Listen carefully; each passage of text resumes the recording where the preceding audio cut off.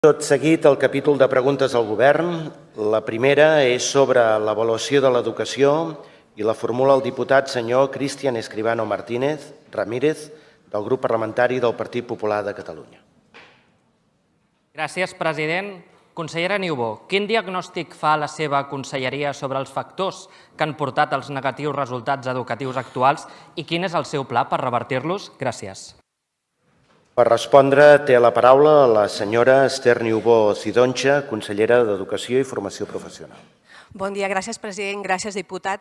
Doncs com es pot imaginar no podem fer una valoració positiva d'aquests resultats que venen d'aquesta prova de competència matemàtica, científica i també de competència ambiental que es fa a l'alumnat de quart de primària. De fet, són uns resultats d'unes proves que es van fer fa 2 cursos i el que fa és justificar la preocupació que té aquest govern des del primer dia i la prioritat que ha marcat en la reversió d'aquests resultats.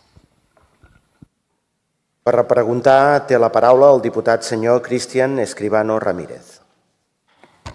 Consellera, hoy le expresamos la preocupación de miles de familias de Cataluña. La decadencia del nivel educativo en Cataluña, fruto de las nefastas políticas llevadas a cabo por los sucesivos gobiernos de Esquerra, Junts y el PSC.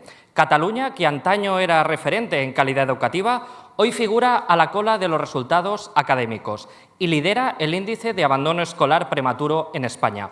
Las pruebas PISA, las competencias básicas y el informe TIMSS muestran cómo el nivel educativo de los alumnos en matemáticas, comprensión lectora y ciencias retroceden año tras año.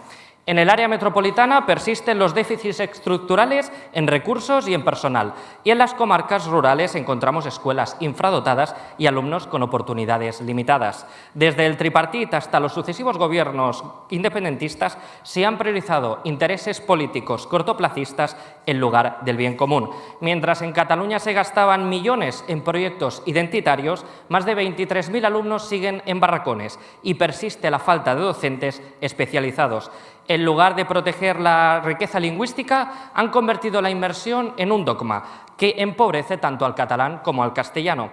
Cataluña necesita un cambio radical y el Partido Popular propone una agenda seria y centrada en los alumnos, incrementar los recursos educativos, con inversión en infraestructuras escolares, eliminación de barracones y contratación de personal docente, reforzar el plurilingüismo, incrementar las plazas de FP, recuperar las materias STEM, recuperar la autoridad de los docentes en las aulas e iniciar un plan integral contra el abandono escolar. El sistema educativo no puede seguir siendo rehén de las mismas políticas ni de los mismos errores.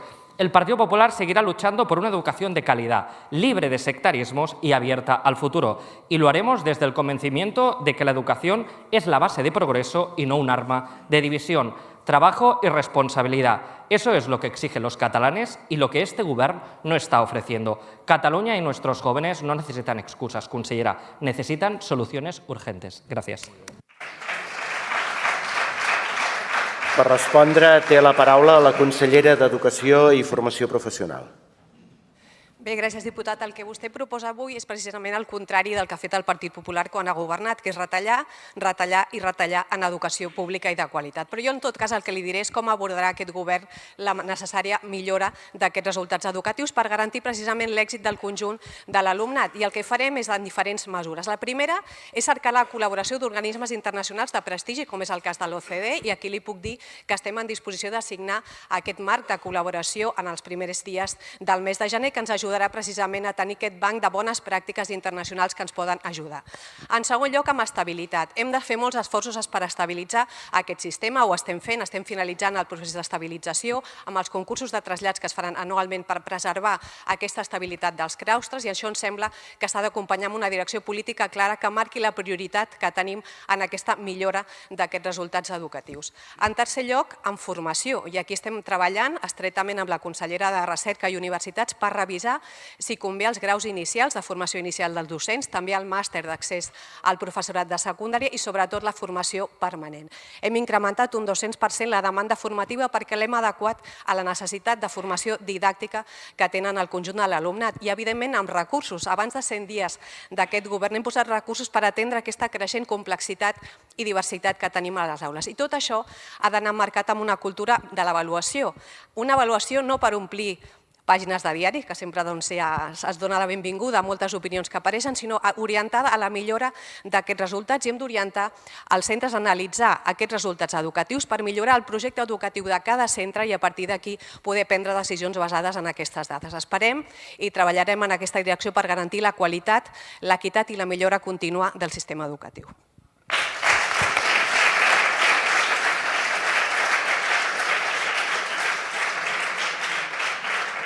La següent pregunta sobre la importància de la justícia en la lluita contra la multireincidència la formula el diputat senyor Juan Fernández Benítez, del grup parlamentari del Partit Popular de Catalunya.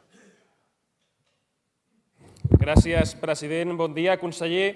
Després d'haver acusat d'alarmistes i d'ultradreta a tot aquell que alertava de l'emergència de seguretat que vivien als nostres carrers per causa de la multireincidència, van reunir-se a Barcelona el ministre de Justícia, el president de la Generalitat, els consellers de Justícia i Interior i l'alcalde de Barcelona per abordar el fenomen. Podem concloure que tots aquests màxims dirigents del Partit Socialista han abraçat la ultradreta i quines conclusions treu d'aquesta cimera? Per respondre té la paraula el senyor Ramon Espadaler i Parcerisses, conseller de Justícia i Qualitat Democràtica. Moltes gràcies, senyor president. Les conclusions que trec d'aquesta primera reunió, i en vindran moltes més, és que el govern català i el govern d'Espanya compleixen els compromisos contrets en relació a la lluita contra la multireincidència. El ministre Bolaños va venir, es va reunir amb el president de la Generalitat i amb els consellera d'Interior i amb mi mateix el mes de setembre, a principis de setembre, va dir farem un pla de xoc contra la multireincidència per atendre aquest problema que és gruixut a la ciutat de Barcelona i que mai hem amagat, i ha complert. Va dir ho farem al desembre, i així ho hem fet, i s'ha presentat un pla que, si vol, després n'hi donaré més detalls. Per repreguntar té la paraula el diputat senyor Juan Fernández Benítez. Gràcies. Miri, ja li avanço, vostès han pactat només 5 jutjats. 5 juzgados son absolutamente insuficientes. Según la última memoria del Consejo General del Poder Judicial, hacen falta como mínimo 20 nuevos juzgados penales en Barcelona para tratar estos asuntos. Repito, mínimo 20 juzgados penales. Actualmente en Barcelona hay señalados 5.900 juicios, el doble que en Madrid, y el sistema judicial no admite más juicios hasta enero-febrero de 2026. Según el Instituto Nacional de Estadística, en Cataluña hay más de 5.000 reincidentes. En Barcelona hay 265 delincuentes que acumulan 4.600 delitos. Los 5 delincuentes multireincidentes más activos en Barcelona acumulan 274 antecedentes. Los datos, señor conseller, no son inventados. Es la realidad sobre la inseguridad que se vive en Cataluña, en las calles de muchas ciudades, en Barcelona principalmente. El problema de la multirreincidencia es absolutamente real, como ha confirmado usted. El 80% de los delitos son cometidos en Cataluña por delincuentes multireincidentes. Nos quieren hacer ver que el gobierno de Pedro Sánchez, que el ministro Bolaños ha venido embriagado por el espíritu navideño a Cataluña, cual Papá Noel, a repartir generosos regalos. Pero la verdad es la realidad, que ha venido a repartir limosna. El único tema con el que Cataluña se le debe tratar con singularidad es en materia de seguridad. Básicamente porque en Cataluña sufrimos los peores datos de inseguridad, los mayores índices de criminalidad y el mayor número de ocupaciones ilegales y unos vergonzantes datos de multirreincidencia. En Cataluña debemos actuar ya y lo debemos hacer con todos los medios. Y eso es lo que le exigimos al Gobierno de la Generalitat, que actúe ya con todos los medios. Per respondre té la paraula el conseller de Justícia i Qualitat Democràtica. Gràcies, senyor president. Jo diria que arribar i en 100 dies posar 5 jutjats nous a Barcelona és actuar ja. Diria, vaja. Segona reflexió, vostè diu, falten 20 jutjats penals a Barcelona. No s'ha llegit bé la memòria del Tribunal Superior de Justícia de Catalunya. A Catalunya falten jutjats, és evident. I què vam dir que faríem? Vam dir, començarem per la multireincidència a la ciutat de Barcelona, que és el problema més gruixut, i donarem resposta a això. I es dona resposta perquè hi haurà molta més capacitat d'assumir tots els assumptes que estan entrant i, a més, de començar a fer front a tot el que tenim endarrerit, que és molt a la ciutat de Barcelona. I en 2 anys posar-nos al dia.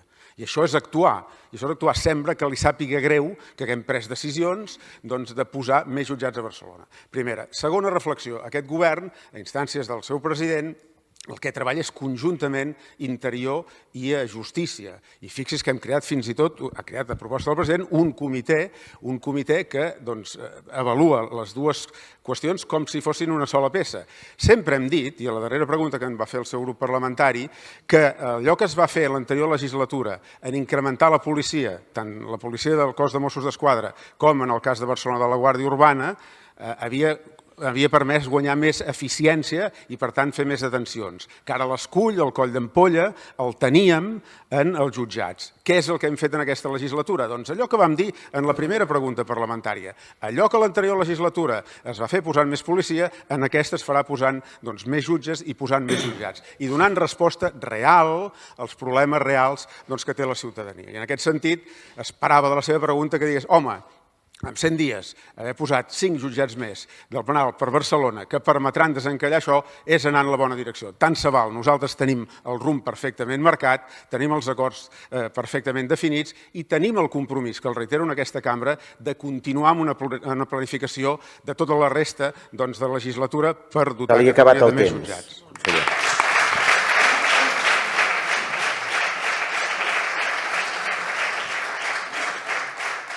La següent pregunta és sobre els beneficis de la llei de memòria històrica i la formula el diputat senyor Manuel Jesús Acosta Elías, del grup parlamentari de Vox en Catalunya.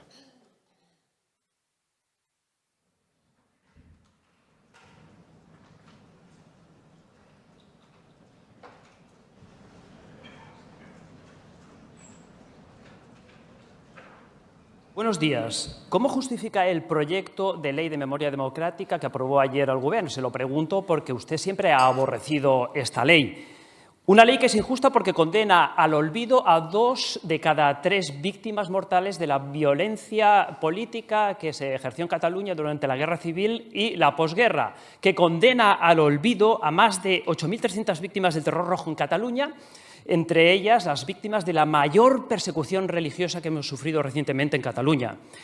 Y además, a los 200 afiliados de Esquerra Republicana asesinados por la CNT-FAI, a los 281 miembros de la Lliga asesinados por Companys y los 500 anarquistas y trotskistas aniquilados en mayo de 1937 en la Telefónica. Es una ley totalitaria porque impone a los ciudadanos una verdad oficial sobre la historia, convirtiendo en delincuentes que sufrirán persecución política, personal y profesional a quienes, usando su derecho a la libertad de expresión y de cátedra, osen discrepar de esta verdad única. Es divisiva porque reaviva el odio fratricida que provocó la sangrienta guerra civil hace ya casi un siglo, y es antidemocrática porque siempre está en contra del sentir de los catalanes. En nombre de la democracia, por ejemplo, quiere destruir el monumento que los vecinos de Tortosa democráticamente decidieron mantener. Todo por la democracia, pero sin la democracia. Señor Espadeler, se ha convertido usted en un déspota ilustrado con barretina.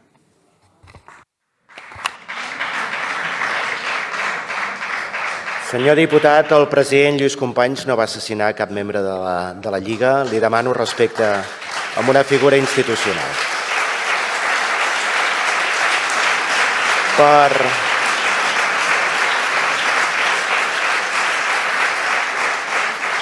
Per respondre, té la paraula el senyor Ramon Espadaler i Parcerisses, conseller de Justícia i Qualitat Democràtica. Gràcies, president. Faig meves les paraules que acaba de pronunciar el president del Parlament. De fet, quan vaig llegir aquesta pregunta no em va estranyar, però en qualsevol cas la van formular en els termes, diu, no és una llei de memòria històrica, i parlaven d'una imposició per part del Parlament de Catalunya. A veure, aquesta és una llei de memòria democràtica, que no és exactament el mateix que memòria històrica, i faria bé d'aprofundir-hi i saber què és la memòria democràtica, que té un objectiu molt nítid, molt clar, que és el mai més, és el no repetir, però no és el de la desmemòria, sinó recordar tot el que ha passat per no tornar-ho a repetir a partir dels principis que s'esmenten en aquesta llei. I la segona cosa que m'ha sorprès és que parli que és una imposició. Miri, aquest és un Parlament democràtic. Aquest és un Parlament democràtic que legisla i, per tant, no imposa. és molt respectable que vostès votin en contra d'aquesta llei, tenen tot el dret, o que hi facin les esmenes que vostès creguin tan oportunes com creguin. Nosaltres també farem, nosaltres, el grup que dona suport al govern, i crec que molts altres grups a la cambra, farem allò que creguem que hem de fer d'acord amb la memòria democràtica i amb aquesta legislació. Per tant, en aquest sentit, la posició del govern és molt clara. És no només complir un compromís contret en els acords d'investidura amb els grups parlamentaris d'Esquerra Republicana i dels comuns al respecte, sinó complir amb un deure democràtic. Complir amb un deure democràtic. El dilluns, vàrem presentar el text d'aquesta llei a la presó Model, acompanyats de diferents entitats memorialistes.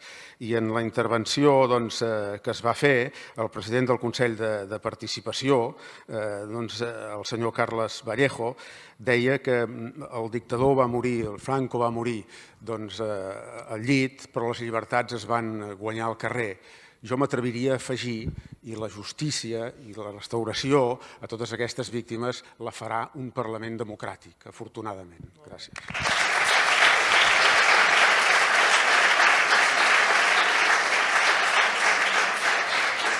Per repreguntar té la paraula el diputat senyor Manuel Jesús Acosta Elías. Señor Espadaler, reconózcalo. El propósito de esta ley es controlar la narrativa histórica y convertir la memoria del partido del Gobierno en política oficial y obligatoria. Una memoria que quiere imponer mediante multas, contenidos curriculares en la escuela y cancelando socialmente a los que no la acepten.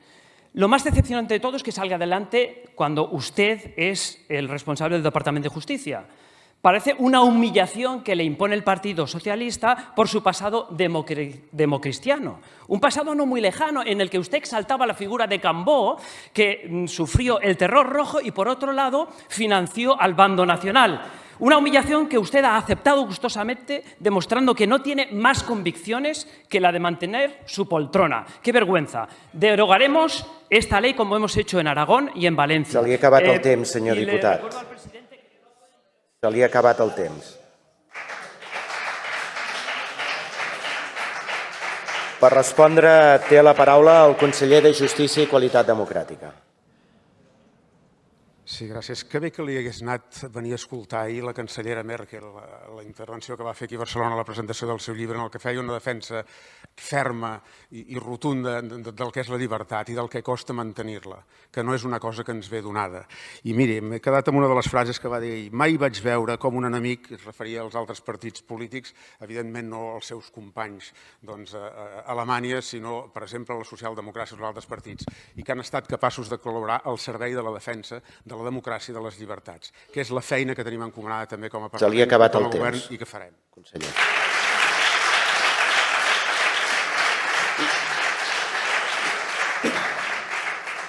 La següent pregunta és sobre el viatge del conseller d'Unió Europea i Acció Exterior a Portugal i per formular-la té la paraula el diputat senyor Alberto Bondesio Martínez del grup parlamentari Socialistes i Units per Avançar. Gràcies, president, membres del govern, diputades, diputats, conseller Duch. A les darreres setmanes hem pogut constatar la posada en marxa d'actuacions concretes per part del govern de la Generalitat que evidencien de forma tangible que Catalunya ha tornat a Europa. La presentació del Pla a Brussel·les per part del govern o la participació del president de la Generalitat en el ple del Comitè de les Regions per primer cop en una dècada són mostres concretes d'aquesta mostra de voluntat de tornar al lideratge de Catalunya al procés de construcció europea i a la presa de decisions. Les relacions amb la Unió Europea i el desplegament d'una acció exterior eficaç i coherent amb altres regions i estats membres europeus són claus perquè Catalunya faci sentir la seva veu a la defensa dels seus interessos i dels nostres valors com a societat. Però també són claus per a que Catalunya mostri la seva millor imatge a través de les delegacions per promocionar-nos, captar inversions i desplegar tot el nostre potencial econòmic en les transicions ecològiques i digitals. Els dies 26 i 27 de novembre, honorable conseller, vostè va participar en un viatge institucional a Portugal en el marc del Fòrum Global de Nacions Unides de l'Aliança de Civilitzacions. A banda de la seva participació en algun d'aquests panells, on vam poder comprovar que va mantenir trobades i reunions d'alt nivell. Conseller Duch, quina valoració en fa d'aquest primer viatge institucional al país veí? Quines conclusions n'extreu? Moltes gràcies.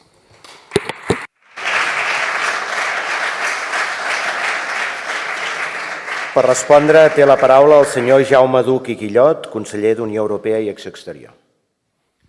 Gràcies, president. Diputat, la valoració és positiva, és constructiva. Vaig anar efectivament a Portugal amb 3 objectius principals. El primer, com vostè ha dit, participar en una reunió oficial de Nacions Unides, al Fòrum Global de l'Aliança de Civilitzacions a Cascais, on vaig tenir la possibilitat d'exposar les polítiques d'inclusió de persones migrants d'aquest govern. També aquests dies, com vostè sap, el president ho ha citat, tenim aquí una reunió del Fòrum UNESCO contra el racisme i la discriminació. Jo crec que és important que en pocs dies el govern de Catalunya hagi pogut participar a 2 activitats oficials de Nacions Unides.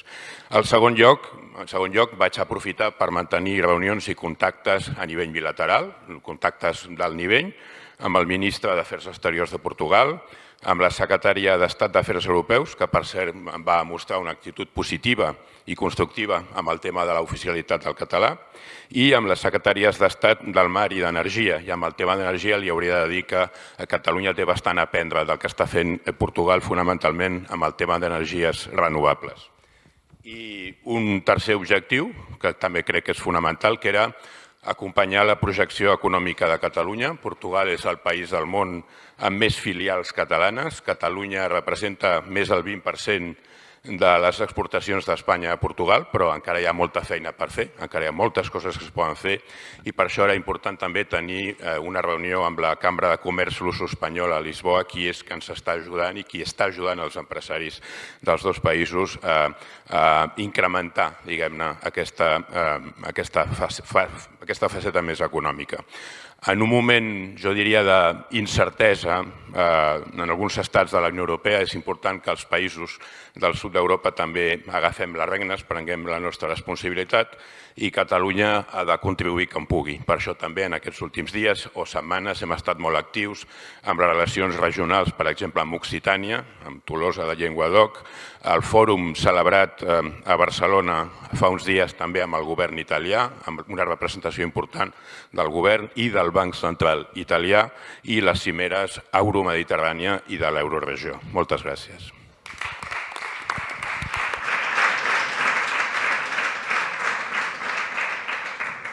La següent pregunta és sobre el pla de xoc contra la multireincidència a Barcelona i la formula el diputat senyor Mario García Gómez del grup parlamentari Socialistes Units per Avançar.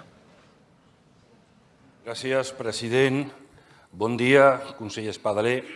Avui li volem preguntar sobre la ciutat de Barcelona, la millor ciutat del món, però no absenta de les mateixes problemàtiques que les grans capitals europees, i a la qual trobem un increment significatiu en el nombre de petits furts que es donen en les zones d'aglomeració de persones i especialment en les àrees turístiques i que generen una percepció d'inseguretat en la ciutadania i que malmeten la bona imatge de la nostra ciutat.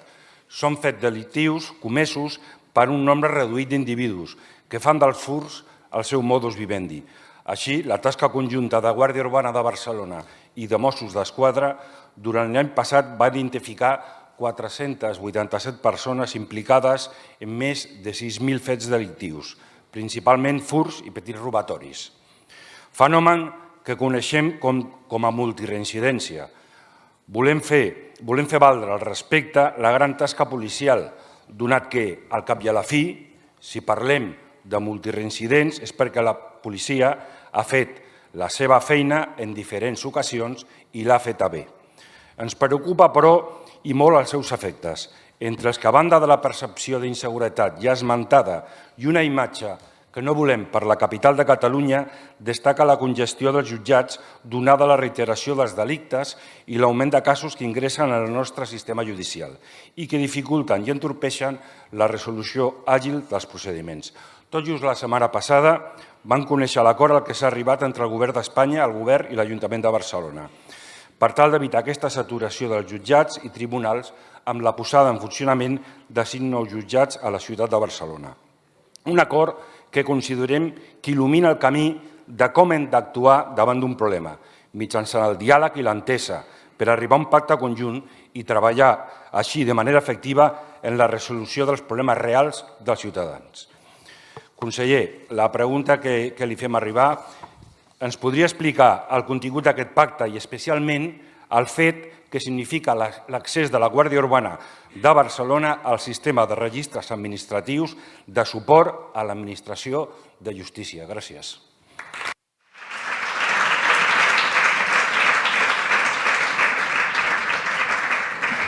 Per respondre té la paraula l'honorable senyor Ramon Espadaler i Parcerisses, conseller de Justícia i Qualitat Democràtica.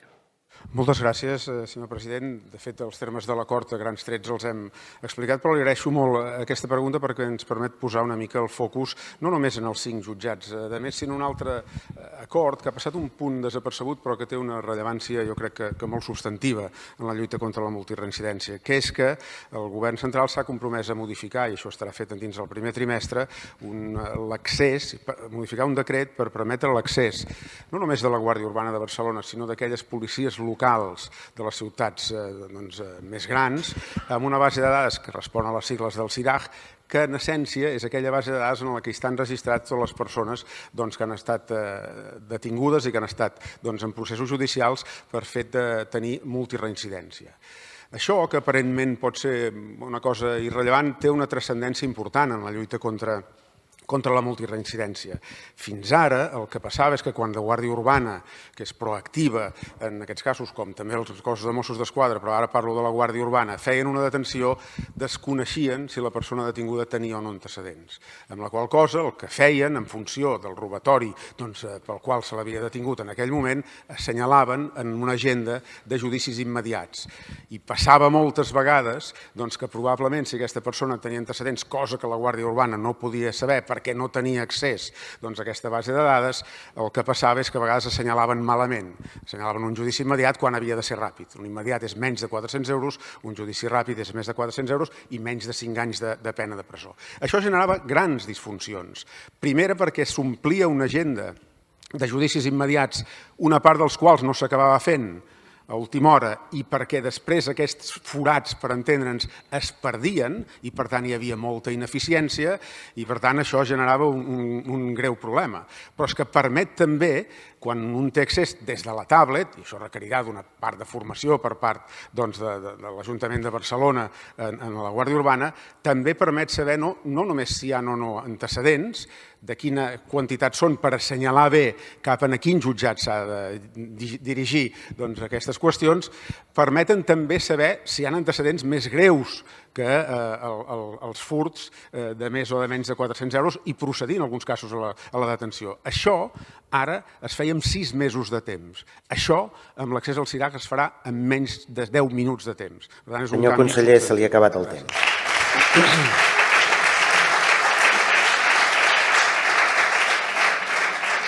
La següent pregunta és sobre la situació del català i la formula la senyora Maria Pilar Castillejo Medina, del grup parlamentari de la candidatura d'Unitat Popular Defensem la Terra.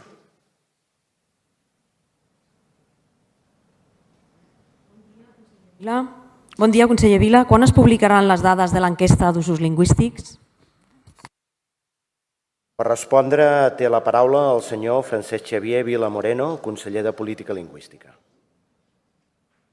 D'acord amb la informació que tinc, es publicaran a començaments de l'any que ve, febrer, si no vaig mal fixat.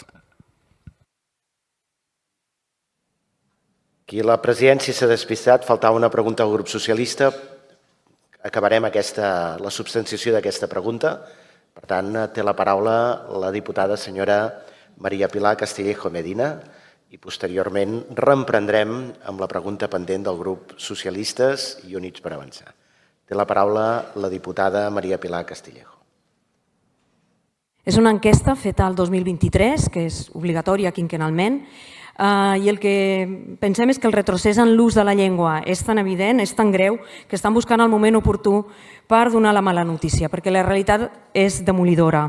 3 de cada 10 metges de Catalunya no saben parlar el català, més d'un de cada 10 no l'entén, només un 12,1% dels joves parlen únicament el català com a llengua habitual, a primària el 35% de converses al pati són en català i a secundària baixen al 14%, Un de cada 3 catalanoparlants té problema per expressar-se en català al restaurant, el 62% de les assignatures en universitats públiques catalanes són en català, les empreses de serveis bàsics com gas, energia, aigua, els grups de telefonia mòbil o internet no fan atenció oral en català, 8 de cada 10 peticions per rebre documentació en processos judicials en català van sent desateses i puc seguir donant dades que evidencien aquest retrocés i que demostren que estem en un moment d'emergència lingüística. Hi ha una gran preocupació pel futur de la llengua, perquè amb les eines per garantir-ne el coneixement n'hi ha prou. I avui, a més, aquestes eines es troben d'una banda amenaçades, amb els tribunals espanyols imposant quotes a les escoles i d'una altra sense que el govern hi posi recursos. Tenim 2,3 milions de persones que volen aprendre el català i només 120.000 places. Cal garantir el coneixement de la llengua i cal també crear necessitat de parlar-la. I cal, conseller, orgull de la llengua. I si el Pacte Nacional per la Llengua pretén ser qui la salvi, perquè sembla que estan esperant a publicar l'enquesta d'usos a tenir els acords pel pacte, doncs malament rai, perquè el que tenim en aquest moment és un acord de mínim entre partits i el govern. I el que hauria de ser és un pacte de debò entre la societat, entre les entitats que defensen la llengua i les administracions a tots els nivells. Si volem legitimitat i que tingui recorregut, el que cal que sigui és un pacte de país, no un pacte de partits. Impera la pressa, conseller? Per respondre, té la paraula el conseller de Política Lingüística. Bé, d'entrada, el motiu pel qual les dades encara no han sortit és perquè la recollida de dades va haver de realitzar entre 2023 i 2024 i, per tant, l'anàlisi ha hagut de posposar-se fins a poder tenir totes les dades. D'altra banda, crec que la situació de la llengua, que és, com hem dit moltes vegades, complexa, delicada i diversa, és compartida per bona part d'aquest hemicicle. Fa molt de temps que estem treballant justament per tal de crear un pacte que aplegui la voluntat majoritària, no només dels partits, sinó de la societat. Com vostè sap, aquest pacte i la política que vol desenvolupar aquest govern s'apunta en línies diferents. Una, incrementar substancialment l'accés a l'aprenentatge de la llengua. En segon lloc, fer fàcil l'ús de la llengua catalana. En tercer lloc, fer que les institucions siguin modèliques en l'ús de la llengua catalana.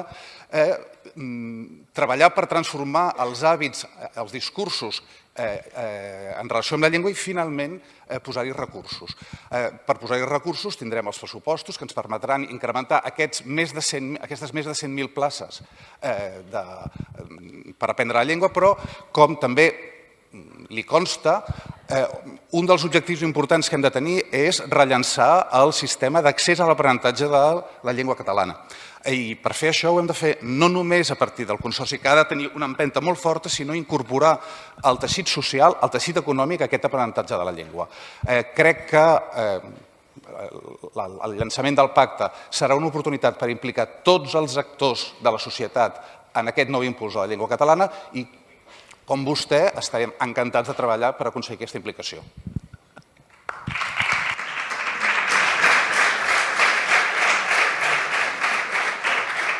Ara sí, reprenem la pregunta número 14. És sobre les mesures del Departament de Política Lingüística per impulsar l'ús del català a les xarxes i en l'àmbit digital. I per formular-la té la paraula la diputada senyora Imma Ferret i Reventós, del grup parlamentari Socialistes i Units per Avançar.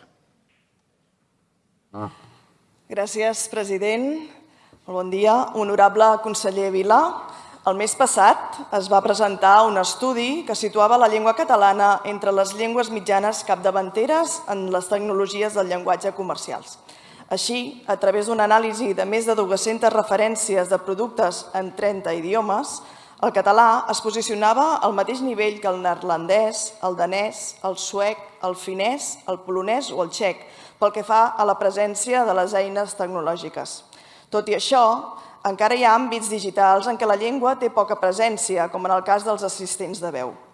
Un altre d'aquests àmbits en què detectem una manca de continguts en català és el de les xarxes socials i les plataformes digitals. Segons dades de l'IDESCAT, entre el 2017 i el 2021, l'ús del català a les xarxes socials va caure 6 punts, del 30,9% a un 24,1%. Ens preocupa especialment aquesta tendència perquè actualment les xarxes socials són la porta d'entrada a la informació, a l'entreteniment, a la comunicació i a l'oci, tant per la població adulta com per als més joves. Influeixen en les normes de socialització i en els comportaments de la població.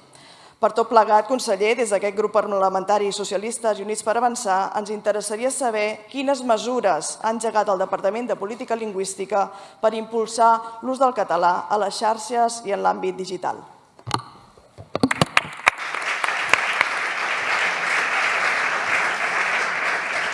Per respondre, té la paraula l'honorable senyor Francesc Xavier Vilamoreno, conseller de Política Lingüística.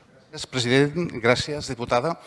Les llengües mitjanes, especialment quan han tingut una història de minorització, sovint necessiten el suport públic per entrar en els espais, sobretot en els espais, els àmbits de nova creació. Això és el que ha passat històricament amb l'àmbit del llibre, amb la premsa, el cinema, la ràdio, la televisió. Els poders públics han de col·laborar per aconseguir que aquestes llengües entrin en aquests àmbits, perquè si no aquests àmbits queden monopolitzats per les grans llengües. És un tema de pluralisme versus monopoli i concentració de poder, en aquest cas lingüístic. Ara és el torn del món digital, que com vostè ha assenyalat és molt rellevant per moltes qüestions. Per tal de potenciar el català en aquest àmbit, hem creat una Direcció General de Tecnologia, de Política Lingüística en els àmbits tecnològics i audiovisuals, que treballarà específicament en aquests temes. Hem incorporat creadors de continguts a les campanyes de promoció institucional per donar visibilitat als creadors en català en aquests espais. Hem treballat també amb les escoles, portant creadors de continguts per fer campanyes de formació sobre aquest ofici nou. Hem potenciat les trobades de creadors de continguts d'arreu del domini lingüístic, perquè és amb tota la llengua que volem treballar, i hem fet la primera convocatòria de beques per creadors de continguts. Amb tot plegat aconseguirem que el català tingui una millor visibilitat i sigui detectat molt millor pels algoritmes.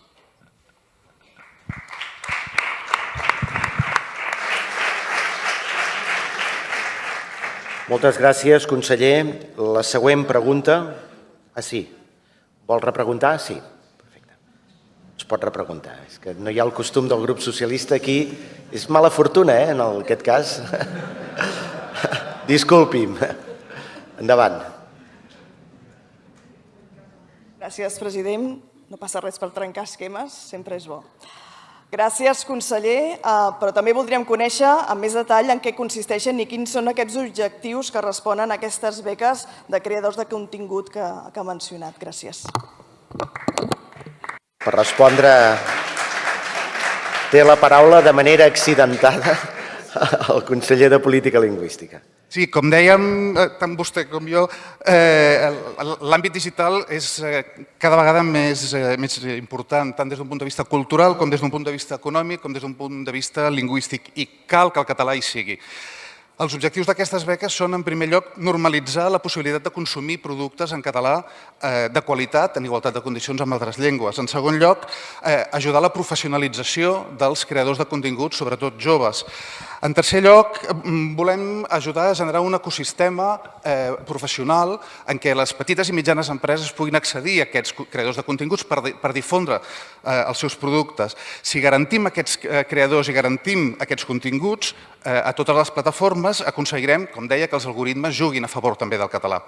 Les beques Propulsió, que aquest és el nom que tenen, són 24 beques a creadors de continguts que es destinen a la creació i a la promoció de vídeos en català a les xarxes, de tipus divers, són de tipus cultural... Hauria d'anar acabant, conseller.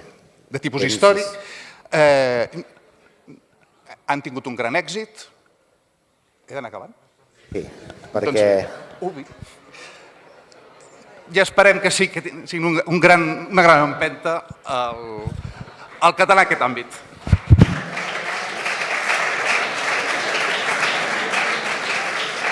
Els demano disculpes, no, senyor conseller, és que hem posat el marcador 0, però li hem donat, diguem-ne, temps generós i benigne, diguem-ne, en aquest cas. Molt bé, passem a la següent pregunta, que és sobre la situació política a l'Orient Mitjà i per formular-la té la paraula el diputat senyor Rubén Wagensberg i Ramon del grup parlamentari d'Esquerra Republicana de Catalunya. La preguntaré, Bon dia a tothom. És difícil, conseller, no celebrar la caiguda d'un règim, però també és evident que el conflicte de Síria i, per extensió, el Pròxim Orient entra en una nova fase i, sobretot, també en un gran canvi en la correlació de forces i influències de les grans potències, que ara és impossible de comentar en 2 minuts, però tot això té una afectació a la població, que és la part rellevant. Vostès saben que Síria és un país profundament divers, multiètnic, on hi conviuen moltíssimes religions, moltíssimes cultures, i la doctrina i els orígens dels grups rebels, tot i la pretensiosa obertura que estan mostrant alguns dels seus líders, no correspon amb les informacions ni amb les imatges que ens estan arribant, que segurament correspon més amb la seva tradició i els seus orígens, al Nusra, que és el Qaeda a Síria, amb Estat Islàmic, etc. La coexistència i la convivència és el gran repte i el respecte absolut a totes les minories. I parlant de minories, ens preocupa especialment la kurda, que ara mateix, mentre estem fent aquest ple, està sent especialment bombardejada per Turquia i per l'SNA. Des de fa 2 dies a Mendic, 218 morts, i des d'ahir que ens arriben imatges de Kobane, una ciutat bonica, una ciutat increïble i una ciutat símbol, perquè ja és on va començar la desfeta contra Estat Islàmic, gràcies contra les seves combatents, i motiu pel qual Europa i el món sencer estan en deute amb les persones kurdes i amb tota la gent i les morts que van posar sobre la taula per derrotar Estat Islàmic, que ara està en perill, en risc de tornar, com a més hem vist que aquesta nit ja ha començat a despertar-se les seves cèl·lules dorments i a matar persones al desert d'Deir ez-Zor. I també ens preocupa la situació humanitària, totes les persones desplaçades, especialment en aquest cop una altra vegada les kurdes, que són les més desplaçades, i és per aquest motiu que li vam demanar la convocatòria del Comitè d'Ajuda Humanitària, que agraïm que vostè convoqués. Com valora tota aquesta situació? Per respondre, té la paraula el senyor Jaume Duch i Guillot, conseller d'Unió Europea i Acció Exterior. Gràcies, president. Gràcies, diputat Wagensberg. Efectivament, estem seguint molt de prop la situació a Síria, el que està passant. Ho veiem al mateix temps, diria, amb prudència, però també amb esperança. Aquest canvi ha estat un canvi radical, ha estat un canvi gairebé sobtat, però és també una oportunitat, o hauria de ser una oportunitat, per reunificar, per estabilitzar i per reconstruir. Alhora hem d'estar també molt atents als riscos, i vostè n'ha citat uns quants. És molt important preservar la integritat territorial i la sobirania del país, però sobretot cal garantir la seguretat i la vida de la població siriana, molt especialment de les minories. Vostè ha citat la minoria kurda, no puc estar més d'acord. Tothom ha de poder participar d'aquesta transició i el poble kurd també. Com sap, efectivament, fa uns dies, contestant, responent a la proposta, a la petició de diferents grups parlamentaris, vam convocar aquest Comitè Català d'Ajut Humanitari d'Emergència. Vam rebre informació directa de diverses entitats. Algunes d'aquestes entitats treballen directament sobre el terreny, per exemple, la Mitja Lluna kurda, i els hi vam traslladar el nostre suport. Seguim monitoritzant la situació, en contacte amb aquestes entitats, i si en algun moment podem posar en marxa alguna acció humanitària o d'ajut directe en aquesta població, parlarem amb les entitats per fer-ho. I aquí potser el que crec que és important és també assenyalar, informar-lo que fa molt poc hem acabat de resoldre la convocatòria d'acció humanitària i de resposta d'emergència per les entitats catalanes, que inclouen 3 convenis amb entitats humanitàries que ens poden ajudar molt a donar resposta a aquesta crisi o a crisis sobrevingudes com aquesta a Síria, sobretot perquè 2 d'aquestes entitats tenen presència directa sobre el territori. Per tant, poden ser molt útils pel govern de Catalunya. Seguirem actuant. Ahir mateix vam aprovar destinar aquest ajut de $500.000 d'euros al Fons Humanitari del Líban de les Nacions Unides i a Síria, però també al Líban i a Palestina. Gràcies.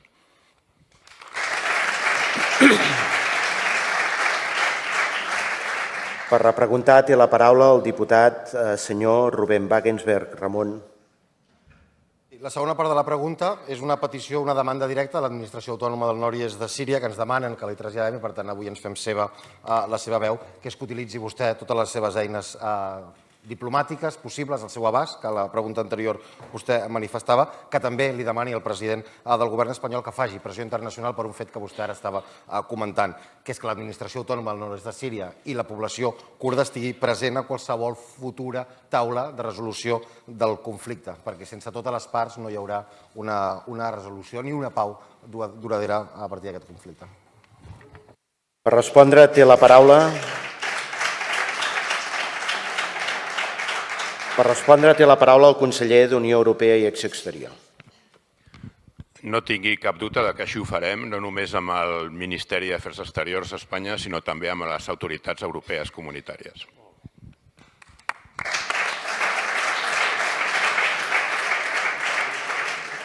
La següent pregunta és sobre la situació del sector pesquer. La formula el diputat senyor Albert Salvador Fernández, del grup parlamentari d'Esquerra Republicana de Catalunya.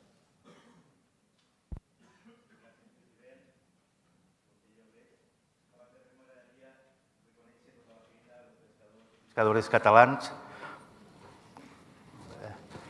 especialment els de la Ràpita del meu poble, però que agafo com a representació de tots els pescadors del litoral català, perquè malgrat ser la baula més feble de la cadena alimentària, són també els més imprescindibles. Amb ells comença tot i sense ells tot s'acaba. Conseller, l'acord que ha pres esta matinada la Comissió Europea és dolent. Considera el govern suficient aquest acord que comportarà conseqüències molt greus pel sector de la pesca a Catalunya? Quines actuacions portarà a terme per defensar els interessos del sector pesquer a Catalunya i no abocar-los a la seva desaparició? Gràcies. Per respondre té la paraula l'honorable senyor Òscar Ordeig i Molís, conseller d'Agricultura, Ramaderia, Pesca i Alimentació. Bon dia, president, diputat. Gràcies per donar-me l'oportunitat d'explicar quina és la visió del govern sobre què és el que ha passat els últims dies en relació a la pesca del Mediterrani i la proposta d'acord, l'acord que s'ha arribat aquesta matinada, i afegint-nos en nom del govern el reconeixement i el suport, reconeixement i suport a la feina que han fet els pescadors, no només els pescadors, les pescadores, els armadors, sinó les cofradies, les llotges, les peixateries, la distribució, els grups d'acció local, el conjunt del sector, i ahir que estàvem presentant la regió mundial de la gastronomia estem parlant d'això, de com som capaços d'enfortir aquest sector que és estratègic pel futur i que, evidentment, estàvem tots plegats com a país molt preocupats per aquesta proposta del tot inacceptable de la Comissió Europea i que no responia a la realitat, fins i tot dels estocs pesquers que estem vivint. Per tant, reconeixement i suport, un agraïment també al seu govern, a l'anterior govern d'Esquerra Republicana i a vostès també i a l'ajuda que hem tingut aquests últims dies, aquests 3 dies sobretot amb el ministre al capdavant, però també amb les 5 comunitats autònomes afectades, eurodiputats, delegació del govern, partits polítics, altres països, la direcció de pesca, que hem estat, evidentment, tots els dies allà i, per tant, també agrair la feina que, al final, l'acord serà complicat de complir, però si el complim i ajudem tots plegats i mirem, avaluem l'impacte econòmic que té i ajudem, ens permetrà mantenir els dies de pesca que teníem fins ara. Per tant, la proposta inicial no s'ha aprovat, hem de veure, hem d'avaluar l'impacte que això tindrà en les inversions i també en la disminució de les captures. Gràcies.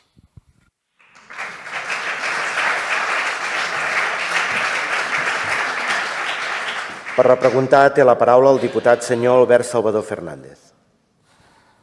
Agraeixo el to, conseller, però des d'Esquerra Republicana demanem que actuen en conseqüència, perquè cal que siguem coherents a tot arreu en defensa del sector primari català. De poc serveix que a Catalunya tot siguin paraules boniques i a Europa voten a interessos que són contraris al sector. Per una part, es segueix escanyant a la pesca de proximitat i ja fa temps que està fent les coses bé. En aquest pas no podrem comprar peix del dia i haurem d'anar a les grans superfícies a comprar peix de l'Atlàntic o del Mar del Nord pescat per grans vaixells de grans empreses.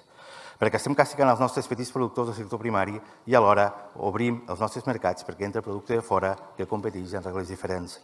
Conseller, quina és la posició del govern de Catalunya respecte a l'acord comercial de la Unió Europea amb els països del Mercosur? No sé què em respondrà. El que sí sé és quin va ser el posicionament del Partit Socialista quan el Parlament Europeu es va votar respecte a si calia aturar el Mercosur o no. El PSOE va votar en contra d'aturar l'acord. I també és oportú recordar que Junts no es va mullar i es va abstenir. Se va abstenir a aturar el Mercosur mentre al mateix temps abanderava les reivindicacions de la pagesia a Catalunya. Esquerra Republicana som l'únic partit català que al Parlament Europeu s'ha posicionat obertament contrari a l'adopció de l'acord amb el Mercosur. perquè és un acord que perjudica greument el nostre sector primari. I a Catalunya els pescadors, les ramaderes i els pagesos no és que no vulguin fer les coses bé. El que diuen és que és de justícia que s'exigeixin les mateixes condicions de producció a aquells altres que vulguin vendre aquí. Conseller, els demanem que el PSC sigui coherent. Els demanem que es posicionen obertament contra el Mercosur i actuen en conseqüència en les votacions de ratificació o veto de l'acord. Els demanem que el Govern de Catalunya defensi els interessos de Catalunya, tant dels nostres pescadors com dels nostres pagesos. Ho faran? Gràcies. Per respondre té la paraula el conseller d'Agricultura, Ramaderia, Pesca i Alimentació. Gràcies, diputat. En primer lloc, avui els convocarem a una reunió extraordinària als diferents grups parlamentaris per tal de parlar de l'acord que es va assolir ahir i explicar-los les mesures que hem fet, evidentment, i veure aviam com hem d'enfocar els propers dies. I divendres ja tenim també una reunió amb la Cofradia de Pescadors per tal també d'analitzar quin és l'impacte que tindrà l'acord de la Comissió Europea. I molt important, hem d'aprendre que hem d'estar més ben organitzats i representats a Brussel·les, que és on es prenen les decisions. No només quan veu un problema, sinó quan abans. I per tant, i aquí ha sigut vital la pinça que hem fet amb Itàlia, per exemple, però també amb d'altres territoris, i també un agraïment a totes les persones que han fet que això fos possible. I també mirar futur i veure aviam quin plantejament fem, perquè l'any que ve, durant aquest 2025, es decidirà com es calculen els estocs, que és el que ens ha portat a tenir aquest problema. Senyor conseller, se li ha acabat el temps. Nosaltres tenim l'ICAT-Marc. Se li ha acabat el temps.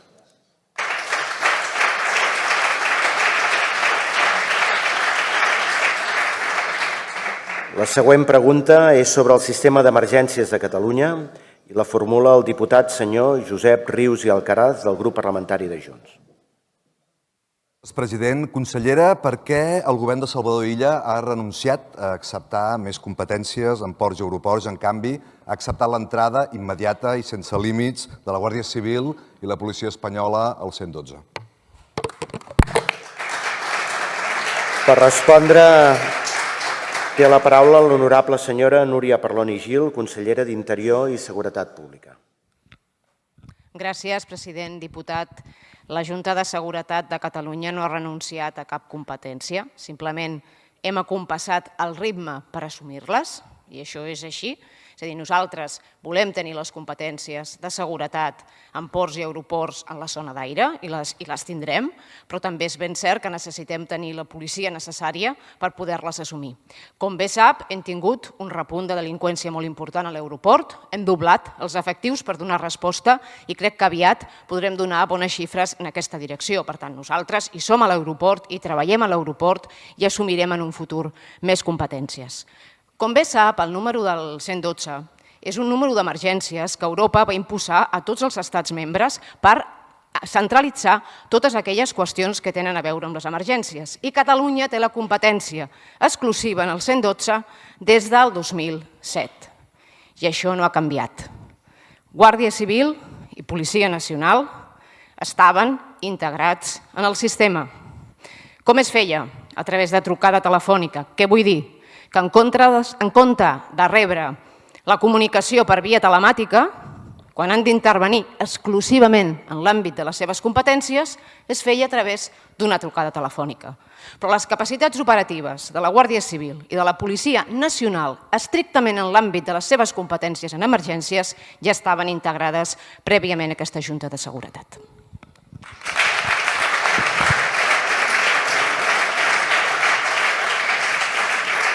Per repreguntar, té la paraula el diputat senyor Josep Rius i Alcaraz. Miri, consellera, nosaltres no estem en contra de la col·laboració dels Mossos d'Esquadra amb altres cossos o organismes de seguretat, ni de l'Estat ni de la resta del món. Volem que els Mossos actuïn com l'únic cos de seguretat a Catalunya perquè estem convençuts que són els que ho faran millor. És així, la diferència és que mentre que Junts volen que els Mossos siguin la policia integral de Catalunya, vostès el que fan és desintegrar la policia catalana. De fet, sembla que vulguin desintegrar l'autogovern de Catalunya. Volen diluir-lo, empetitir-lo i espanyolitzar-lo. I no em digui més endavant, faltant a la veritat, allò que ja li he sentit dir, que aquest tema ja formava part d'altres juntes de seguretat, perquè en aquestes juntes de seguretat anteriors la integració del Cos Nacional de Policia i la Guàrdia Civil no es va acordar. Només es va posar al damunt de la taula com una possibilitat a estudiar i en els respectius àmbits de competència i, sobretot, en contrapartida, a millorar les competències i efectius dels Mossos, cosa que no va passar. Miri, mentre que per una banda accepten la participació de la policia espanyola al 112, per l'altra renuncien a que els Mossos puguin exercir les competències en ports i aeroports, perquè el ministre Marlaska diu que necessita més temps per acabar de polir alguns serrells per a la cessió d'aquesta competència i ho prometen pel 2025. I ja coneixem què volen dir Marlaska i Pedro Sánchez quan diuen que ara no, que queden alguns serrells i que ja ho farem més endavant. Deuen ser els mateixos serrells que l'estat espanyol esgrimeix per impedir que els Mossos s'integrin de ple dret a l'Interpol, a l'Europol o al Frontex, o els mateixos serrells perquè el català esdevingui llengua oficial de la Unió Europea. La realitat és que la gestió que els cossos de seguretat fan ara a l'aeroport i al port és millorable. S'hi cometen molts furts i delictes i això ja està passant avui, no el 2025. Consellera, la realitat és que nosaltres fem la feina que hauria de fer el govern de Catalunya. Volem i reclamem el màxim de competències de Catalunya. De fet, les volem totes. I mentre nosaltres fem, vostès desfan. I no ho permetrem. La solució del PSC és sempre més Espanya. I la solució de Junts és i serà sempre més seguretat, més Mossos i més Catalunya. Moltes gràcies.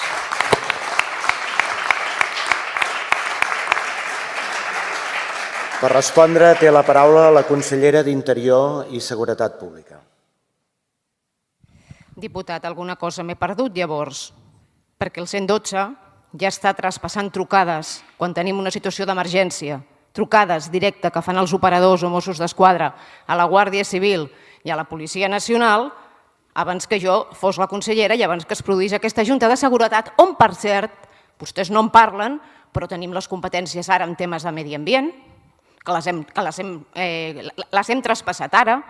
Participarem de forma clara en les competències que tenim en tot el que és la persecució dels delictes de blanqueig de capitals vinculats als negocis de la droga. Avui s'ha fet una operació excel·lent aquí a Barcelona que ha liderat el cos de Mossos d'Esquadra i també hi ha participat la Guàrdia Civil. No enredem amb allò del 112.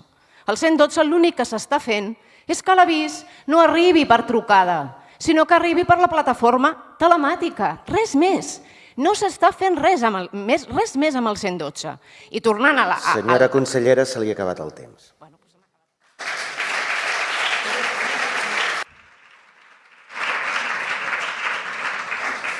La següent pregunta és sobre la viabilitat del primer sector i per formular-la té la paraula el diputat senyor Jordi Bertran i Luengo del grup parlamentari de Junts. President, conseller Ordeig, exigiran a l'Estat que defensi els pescadors catalans i atengui els nous costos per a les confraries que ja alerten que no tots podran complir amb l'anunci d'aquesta matinada i reclamen solucions definitives?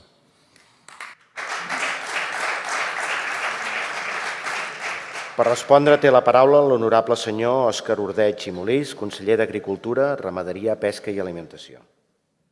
Diputat, gràcies. Com ja he dit, farem el que faci falta perquè cap pescador hagi de deixar la seva activitat.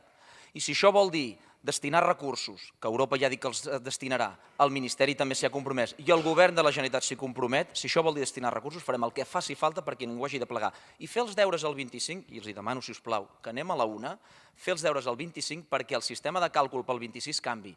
Tenim ara 100 i pocs dies de pesca, però si fem bé les coses i demostrem que els estocs de peixos han augmentat, perquè hem fet bé la feina, perquè s'ha fet bé la feina els últims anys, evidentment el 2026 podem augmentar els dies de pesca a l'any de la flota catalana. Gràcies.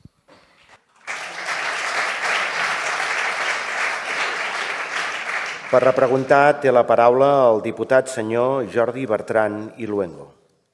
Conseller, un dels objectius del Ministeri de Pesca és passar de 86.000 tones a 160.000 anuals al 2030, contribuint als plans econòmics del país, a la modernització del sector amb tecnologies avançades, gestió sostenible i millora dels vaixells.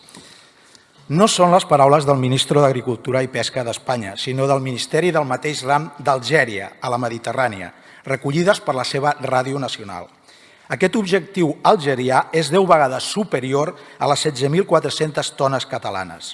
També el Marroc ha pujat de 920.000 a 1.580.000 tones en 20 anys, segons la FAO. Això confirma les denúncies de les confraries sobre els interessos macroeconòmics europeus per prioritzar contractes milionaris amb tercers països i importacions que enfonsarien el nostre mercat.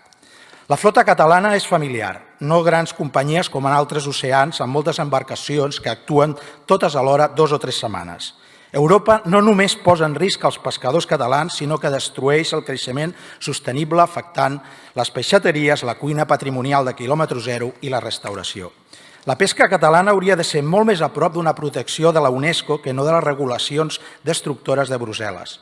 La de les gambes a Ostenkerke, a la mateixa Bèlgica, la de les illes Kerkenach a Tunísia o el ceviche a Perú ja són patrimoni immaterial de la humanitat.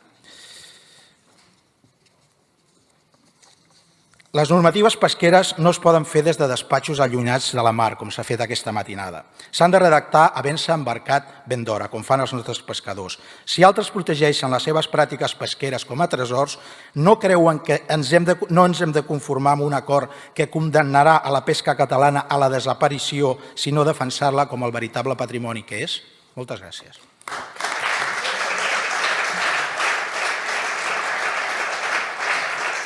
Per respondre té la paraula el conseller d'Agricultura, Ramaderia, Pesca i Alimentació. Bé, em perdonarà el grup d'Esquerra, però em pensava que em preguntarien també per Mercosur i pensava que podria aprofitar ara, però en tot cas és el tema avui. La pesca té tota la raó. Tenen tota la raó. Per tant, per això vam enviar, just quan va sortir la proposta, una carta i ens vam posar en contacte amb el comissari de Pesca per dir que, escolta, que això era inacceptable. Per això ens vam reunir amb totes les comunitats autònomes afectades per anar a la una i també vam demanar al ministre que es posés també en contacte, que féssim una minoria de bloqueig perquè la proposta era inacceptable. Jo crec que això ho compartim tots i per això no s'ha aprovat. Ara, jo crec que aquí el que toca ara és veure quina inversió és necessària fer i qui l'ha de pagar. Per tant, això és el que hem de fer. Bé, és que això és el que farem. A vostès els convocarem avui. I per cert, senyor Batet, vostè que li agrada tant fer afirmacions grandiloqüents, vaig demanar que la setmana passada els passessin una carta a tots els grups parlamentaris per tal d'informar tot el que estaven fent, per tal de dir tot el que volien fer, per tal de dir que estan mobilitzant tots els recursos i per tal de dir que estàvem molt preocupats. Els demanàvem, us necessitem. I us demanem que ens ajudeu a donar veu al sector, a implantar mesures i que ens feu arribar tot allò que pugui ajudar aquí, a Brussel·les i arreu, per tal d'anar tots a la una a defensar el sector. No a defensar el govern, a defensar el sector. Sap quina va ser la resposta de Junts? No va arribar. Per tant, encara l'esperem. Per tant, agrairíem que, a part de dir segons quines coses, que responguin quan els demanem ajuda, no pel govern, sinó pel sector de la pesca a Catalunya. I per tant, jo crec que això tenim molta feina, com ha dit. Aquí hi ha plantejaments globals de Mediterrani que s'han de fer de manera conjunta, si no fracassarem. I jo crec que Catalunya ha de liderar aquest nou model de pesca sostenible pel futur. Senyor conseller, se li ha acabat el temps. Ens en sortirem. Gràcies.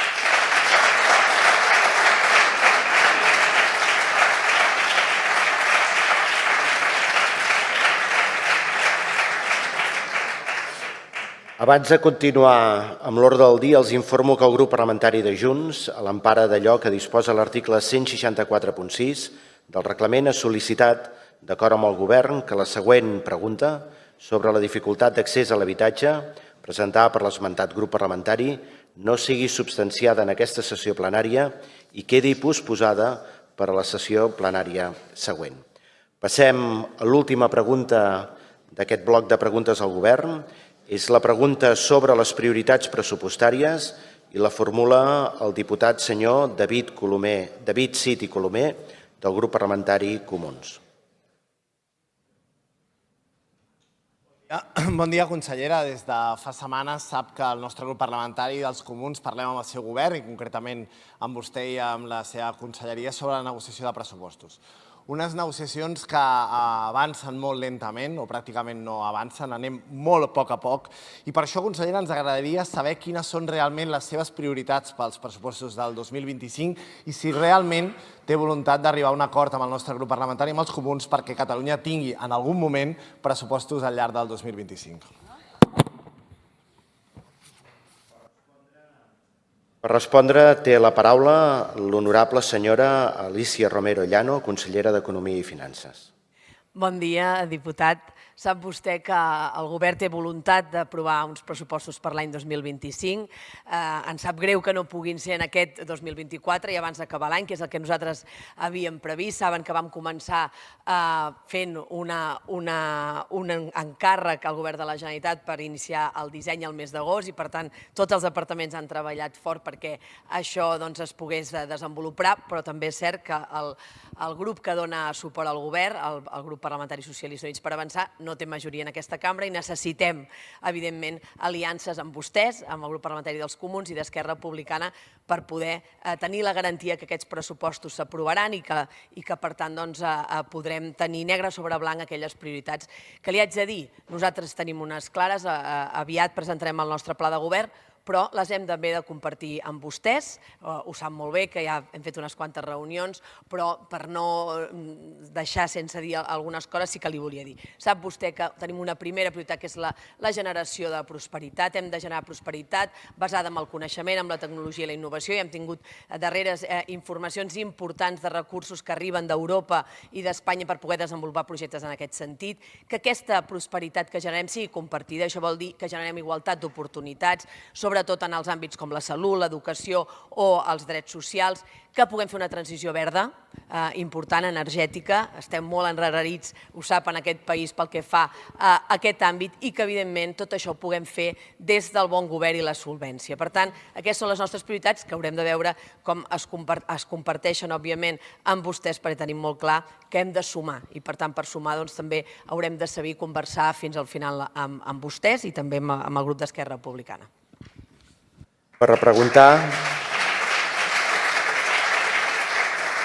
Per repreguntar té la paraula el diputat senyor David Cid Colomer, del grup parlamentari Comuns.